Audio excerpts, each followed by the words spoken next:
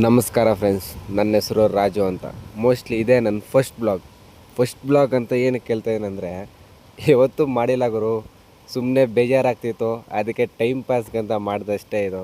ಲೈಫಲ್ಲಿ ಡೈಲಿ ಕೆಲಸ ಬ್ಯುಸಿ ಅದೇ ಇರುತ್ತಾ.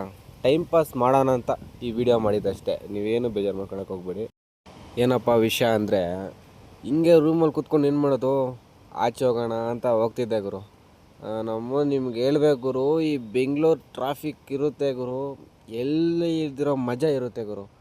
ನಾನು ಹೋಗಿ ಟ್ರಾಫಿಕಲ್ಲಿ ನಿಂತ್ಕೊಂಡೆ ಗುರು ಪಕ್ಕದಲ್ಲಿ. ನಮ್ಮನ್ನು ಹಿಂದೆಯಿಂದನೂ ಹೊಡಿಯೋದೆ, ಮುಂದೆಯಿಂದನೂ ಹೊಡಿಯೋದೆ.